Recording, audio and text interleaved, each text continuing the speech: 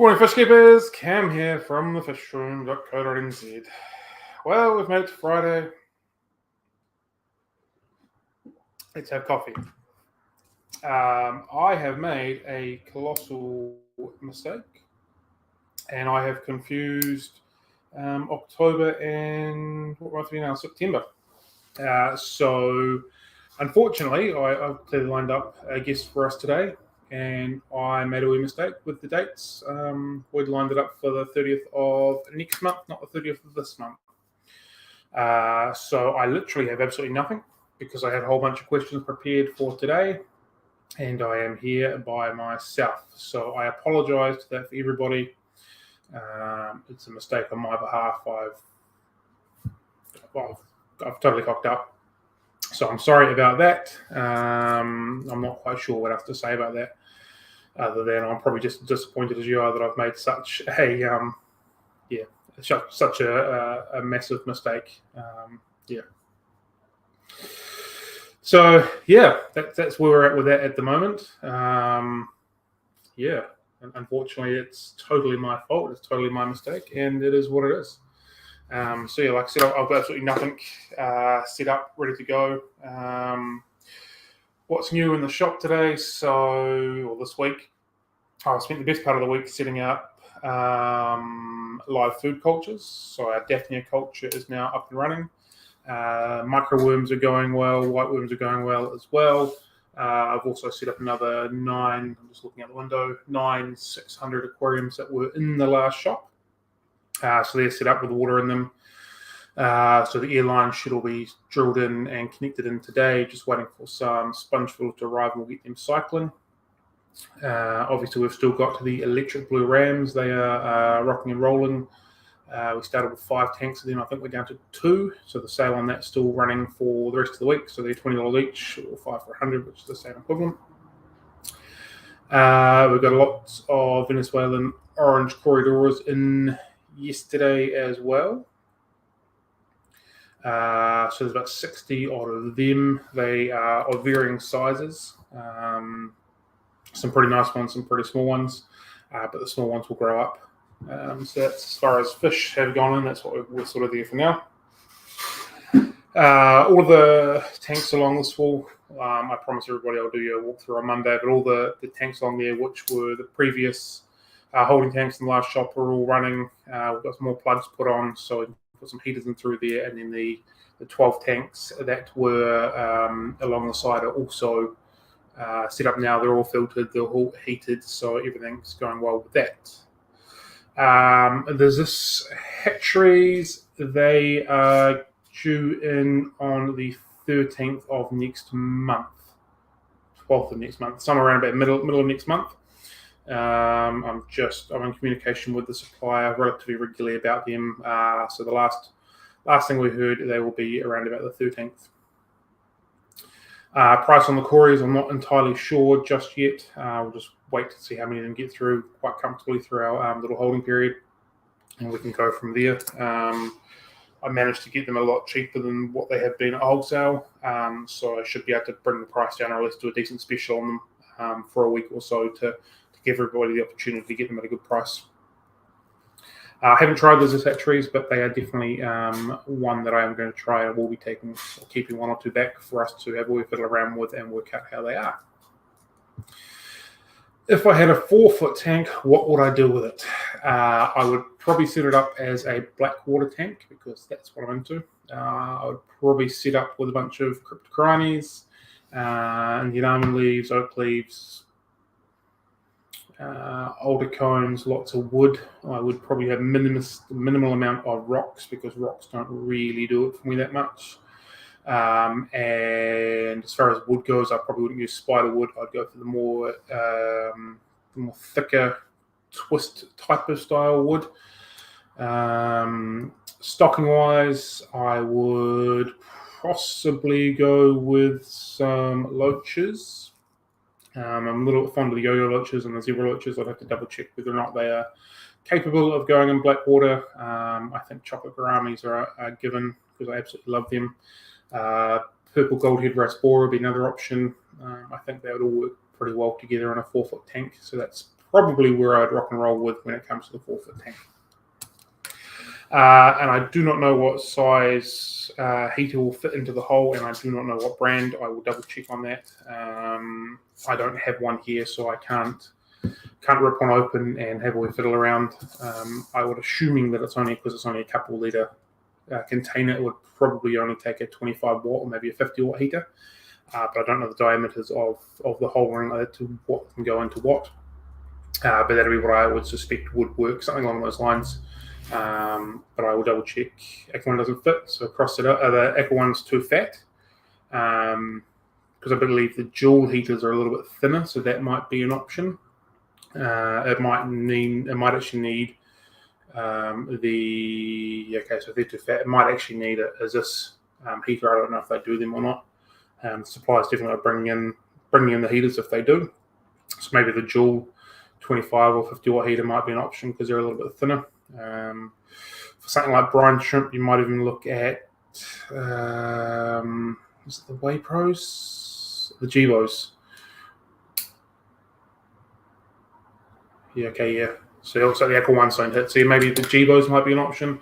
I know they've got a tremendous habit of sticking on or not turning on, which will obviously cook your fish or chill your fish. But for brine shrimp, that might not be too bad of an issue if it happens to overheat one day, unless of course it's critically important that you have one. But yeah, they might be a little bit thinner. That might be an option. There you go, Aqua One 25 watt preset. Look at that, job done. So I guess that means I should probably get a few of them in stock to go with this brine shrimp hatcheries as well. There's no point having a half a product. Might as well do it properly. So it has to be the preset one. Yeah, I gave up on them as well. Oops, where are we going here? Yeah, I gave up on them as well. I used to work at a pet shop 15 years ago or something like that, and the amount of those heaters that came in that exploded or they'd boiled people's fish or what have you was just ridiculous. It just wasn't particularly good and wasn't overly acceptable. So we don't carry the Gevo ones, but I thought that could be an option for the small Zis brine shrimp hatchery.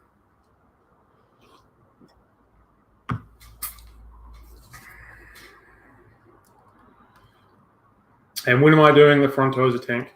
As soon as I can pick up a 6-foot tank, I will absolutely do a Frontosa tank. One of my biggest regrets in fish keeping is selling my group of Frontosas that I had 7, 8, 9 years ago, something along those lines. Absolutely loved them. They were probably one of my favourite fish. They're definitely up there for sure. I'm a huge fan of them, but I think they really need that room to move. I don't think 4 or 5 foot is going to be big enough for Frontosa to really get their natural behaviour out of them. So as soon as I can source a nice 6-foot tank, I'll try and find a space to set one up. The logical thing would be to set up a tank in this room here. I don't think, after conversations with a couple people, particularly Ryan, I don't think that setting up a Frontosa tank as a display tank would be that good, as they're quite skitterish, kind of like clown loaches are quite skitterish as well.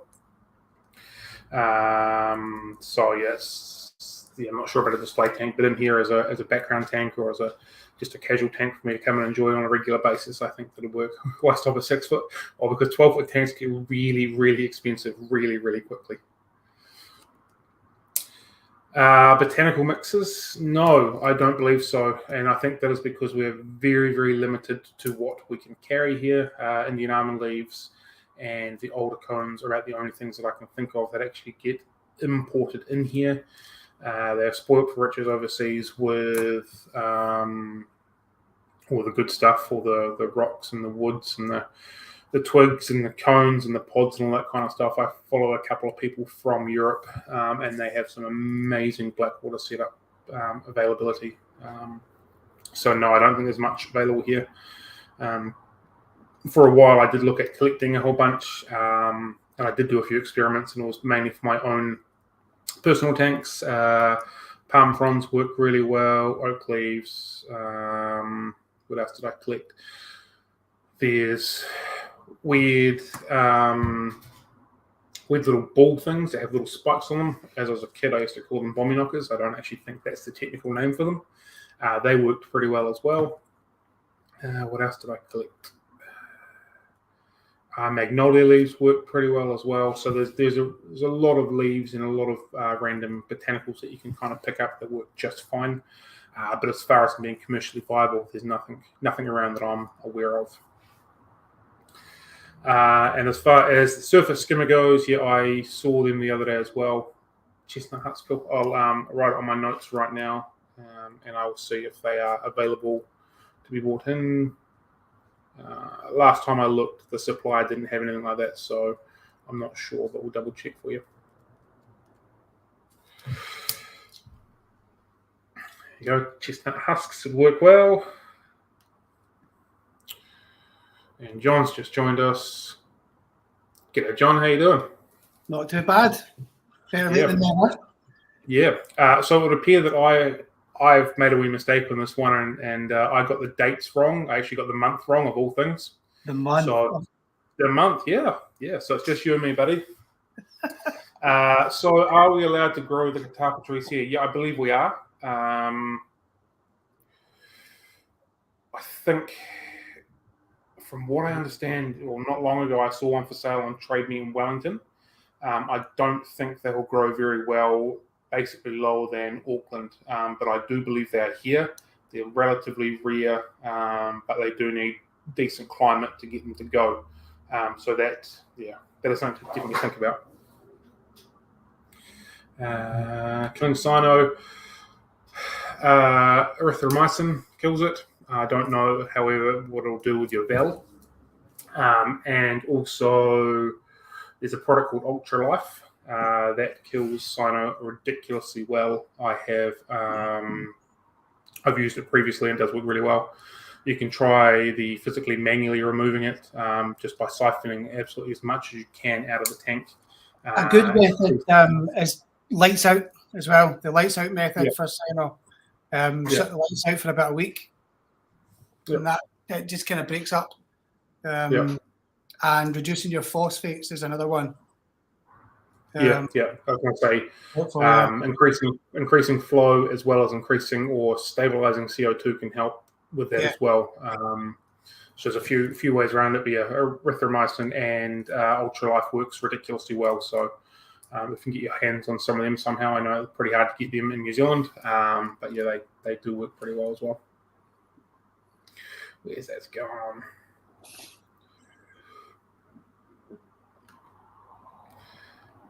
Yeah, well, I'm sure you know exactly what I'm talking about when I say that, though. I'm pretty sure that is a schoolyard term for the little cones and things that used to drop off trees that used to throw at each other. So, yeah. I've never heard that over here. Haven't you? I'll collect some. I'll collect some next time I see some, and I'll take a few photos for you. I've used them. Chestnuts? Are they like horse chestnuts? Or I don't think so. I don't know. Chestnuts is about the only thing. No, I don't think so. I think they come from a completely different tree. From acorn cones are another one that works really well. Someone didn't say that. The little bits where the acorn grow on, they work quite well. Just little cups. Yeah, the husks. They work pretty well. Yeah. Alder cones is one that we use, that we get quite freely. Yeah. They're one of the very few that's actually available in New Zealand to commercially buy. So before, there's only really katapa leaves and alder cones that are commercially available here. As far as Blackwater botanical goes, everything else is pretty hard to get hold of. Lotus pods. Yeah, that'd be a good option. Yeah. Wood. It's branches. Yep. A tree that's not lit up. A fairly dry tree like oak and those kind of trees. Avoid the waxy ones. And they work. You get the same kind of leaching out of them as you do pretty much anything else. Yeah, it's pretty easy to go for a walk, at least in New Zealand, and go through little forest type areas and just grab a shopping bag type of thing full of stuff and just sort of sift through it quite easily. Most things I collect from the wild, I will give it a quick rinse just in case there's anything on it. And when I say a quick rinse, I literally just rinse it. I don't bother boiling or anything like that. And then throw it in. Don't throw it all in too fast, or you might have a bit of issues with water getting a bit softer and crashes and stuff like that pretty quickly. You can cook it first as well. Yeah. What I sometimes do is just take a walk along a riverbank or a pond or a lake, and at certain times you'll see the dead grass lying put down and the fresher grass coming up right on the side. It's usually long. I just pull all that out and then boil it. And I can show anything nasty. And that works really well. Unique. Is it all that sinks down into the substrate, so you get that kind of proper, naturally silty appeal? I think most of our natives are pretty good. Ko-fi tree, I know someone's used them before. I believe that most of our natives are pretty good. I was told that the flax leaves, flax pods can produce some sort of chemical that's not fish healthy. I haven't tried it myself. I think it's some part of the flax, when it reacts with the water, it makes some sort of quite a nasty chemical that will knock around fish. So I haven't tried that one yet, but from all accounts, most of our natives are pretty good. And you're absolutely right, Shelley. It is pretty miserable, all the stuff we can get. It's unfortunate, but it is what it is. So we just have to deal with it, I suppose. Unfortunately, it would be cool if we could get a whole bunch of random seed pods and stuff like that from the Amazon. That would complete a lot of people's blackwater aquariums, I'd suspect. But it is what it is. And what would I feed fancy goldfish? I'm pretty bullish on the Fish Science range of foods. They do a fancy goldfish formula as well, so that would probably be where I would start. I would also look at using some Rapashi Super Gold. That'd be my first couple that I would look into. Possibly put a little bit of spirulina in with the Super Gold, just because, again, I'm quite a fan of mixing a few little bits and pieces into it. But they'd be the two off-the-shelf products I would look at to start with. I think that'd be where I'd start with for sure. The trick is to just feed them small bits at a time, and then you can gauge it whether or not they're going to take it without risking upsetting the water chemistry as well. Yeah, I read or heard somewhere that the way their intestine tract works, if you just feed them lots, but small amounts, lots during the day, it's a better option than having a decent feed once a day.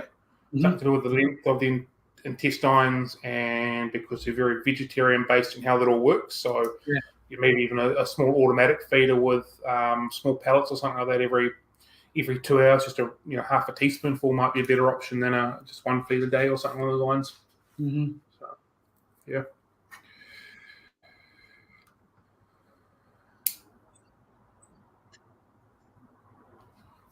Yeah, that'd be a pretty good option. If you're just testing to make sure it's not going to kill the fish, guppies would definitely be an option. If you're trying to be slightly deeper in that, you might have a good option using something that's already suitable for blackwater and on a cheaper scale, maybe a Raspora or something along those lines. They're fairly hardy, but most people have got guppies hanging around, and if you're just checking to make sure they're not, it's not going to release anything and kill them off, then guppies would be a good option. I think this is our version of animal testing, which is probably illegal in most parts of the world now. Yeah. Excuse me. Although I think if you're unsure, like with anything that you pick up from nature, boil it. Whether it's a stone, wood, leaves, anything, just boil it in an old pot, obviously. And you get an interesting tea-looking liquid, don't you? That gets rid of anything anything that's bad, so to speak. And you can also obviously just test that water as well with a water testing kit to see if it brings back anything that shouldn't be there. Generally, you can also slowly bake a lot of materials in an oven as well on a lower heat.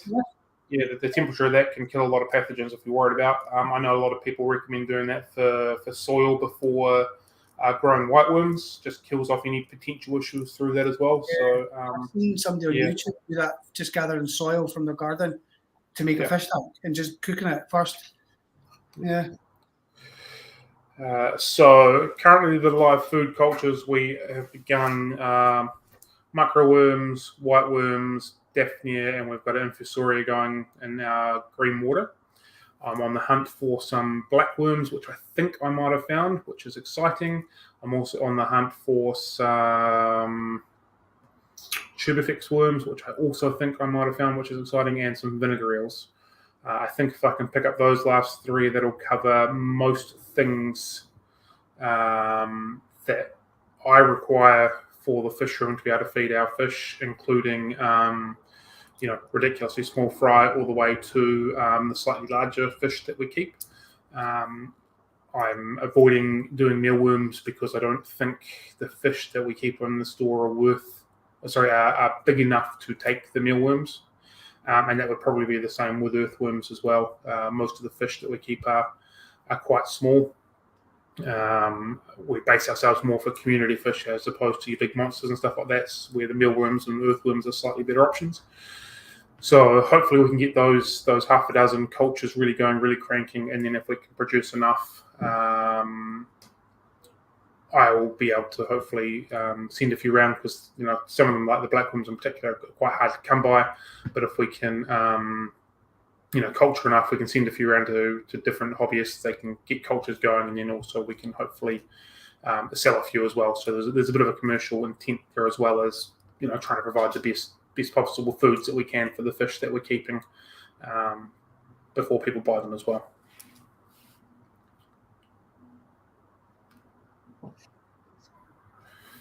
Yeah, I believe it or not, I think I was told that you had vinegar eels. I wasn't aware that you had blackworms. How are you finding them to culture? Obviously, you're struggling to harvest them. Are they culturing okay for you? Are you getting decent numbers from them, or are they just a general pain to keep going?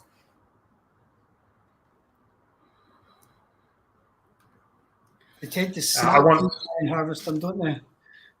Yeah. I once had a really thriving mealworm colony, and actually whiteworms as well. And for a while, the area that I live in was covered in ants, and unfortunately, the ants got into both the mealworms and the whiteworms, and just absolutely decimated the colony within about a day or two without me even realizing. And went to harvest again. It was nothing, just black ants everywhere. So that was pretty disappointing. It was quite hard to deal with it because to get rid of the ants, you got to spray chemicals around the place, and the chemicals around the place can then cause a lot of issues for aquarium fish. So it was a catch-22. How do we kind of get rid of all of this? So that was a real tricky one, that one. But eventually, by the time I moved all the aquariums out, we just got the ant spray going on and got rid of them. But I had to be very careful for that with the ants and coming along and basically decimating everything. Yeah. Thoughts on the Sarah insect? Again, I'm very bullish on that product. It is the food that I feed at home to my aquarium at home. I opened it because I was doing a trial between that, Fish Science, Bug Bites, and Rapashi. And for the record, I have written all my notes on that. I just haven't written a blog or a formal article about it, but I have written all my notes for that. I do like the Sarah insect. It's readily taken by pretty much everything that I've fed so far, which I've been really happy with. I do like the ingredients list on it. I like there's no additives or anything like that into it. It's all a natural product. I'm a little bit disappointed that it hasn't promoted a bit of extra colour through some of the fish that I've got. But in saying that, I'm feeding Congo tetras, which almost seem more shiny than colourful for the best part. So it might be that they're just not the most colourful fish at all. Colourful fish to start with. Like, you can definitely see the colours on them, but they're not really banging from it. That would be my only down. But I think potentially if I was to be feeding it to, I'm just going to use Raspora because it's in my mind. If they're feeding to Rasporas as well, I think it'll probably bring the colours out quite nicely. I like the granule size. I think the granule size works really well for most fish, including my bigger Congo tetras.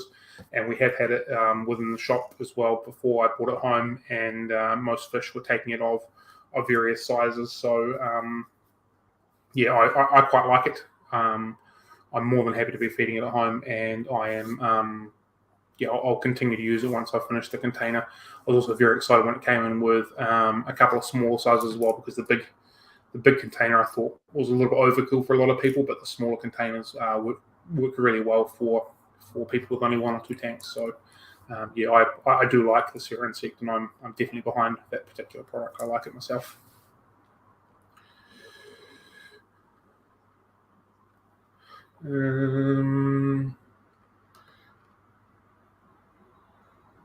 Are you talking about the Sierra Blackwater? I believe so. Excuse me. They were, I think, the larger 250ml bottle, I think it was discontinued at the distributor overseas, and they're down to just a smaller 150ml bottle.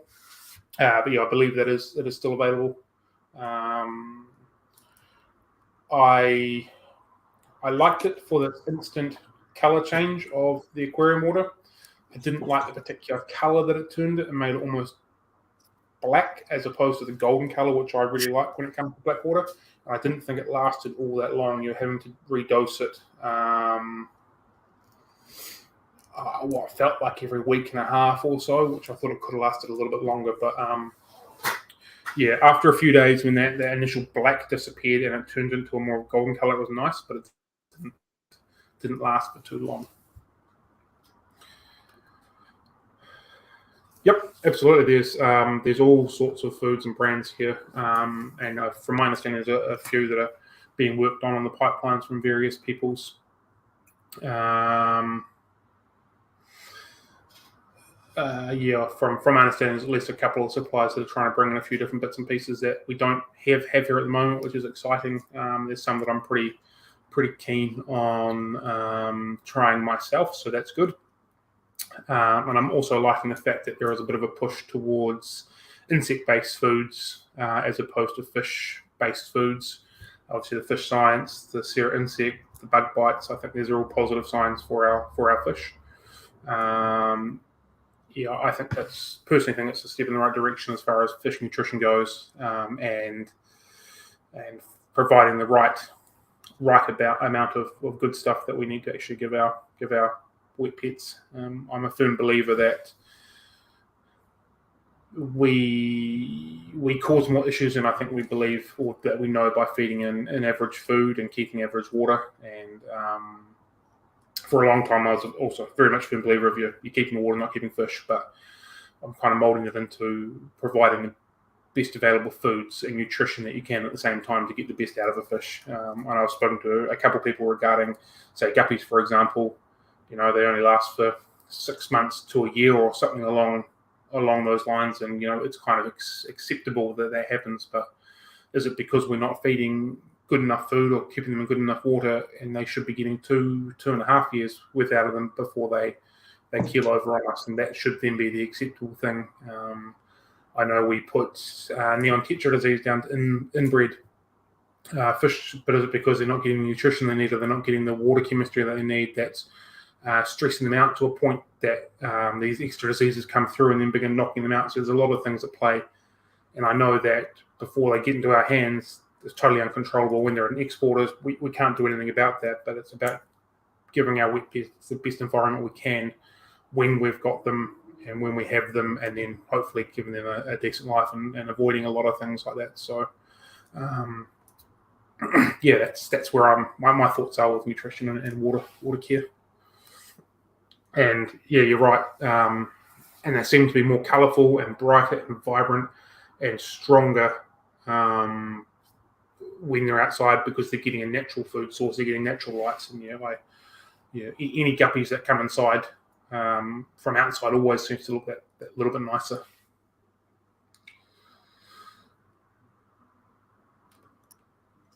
Oops. So yeah, I also think the beef heart mix is a really interesting one as well. I'm not on the side of a beef heart mix. I know there's plenty of people that are. Again, short of the odd cow that might fall into a river, I can't see that being part of what our fish would naturally eat. So I can't see it being a good mix or a good solid idea for them. And I know there's plenty of discus keepers that are really down for the beef heart mix and produce some really big, nice looking fish. But I just think there is an alternative. That's just my personal belief. So yeah, I'm all for a non-beef heart mix.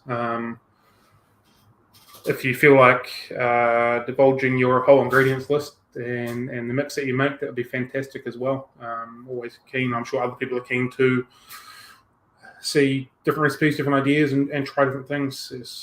There's plenty of people here that I'm well aware that like to try new things. So yeah. There was a recipe that I came across last year for discus food.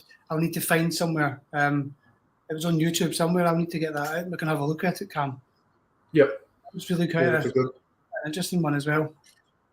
Yep. Oh, absolutely right.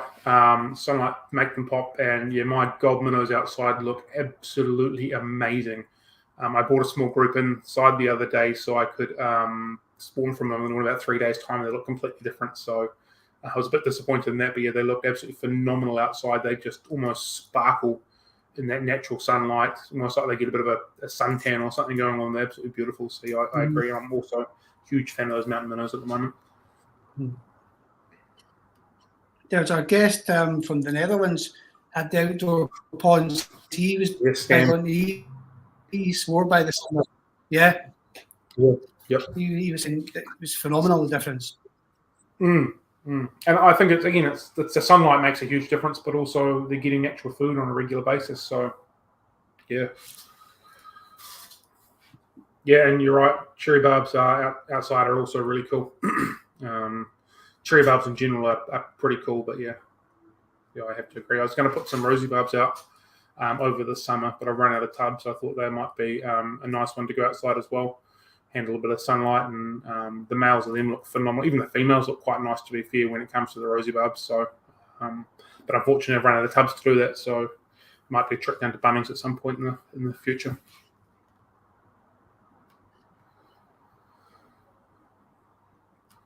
Are you talking about pond lilies, or are you talking about like green tiger lotus type lilies? I've had the best success with my pond lilies by just leaving them alone, putting them in relatively deep water. They seem to go better when they've got room to stretch up, as opposed to in a small sort of shorter container. Anytime I've kept them in a lower container, they don't seem to go so well. But as soon as they've got a bit of room to stretch, they come up and they go for it. Mine started growing in a standard plastic pond basket, and they've filled that in no time. I think they might have actually eaten the basket because it's just a big root mess now. They're in one of those IBC 1x1x1 containers, and they just take over it. Come summertime, you can't see underneath it. It's just green leaves and then flowers. So it might mean that you need a bit of extra height in the tank itself, in the pond itself. As Brian said, Dalton's pond mix works pretty well as well. So there's a few options there.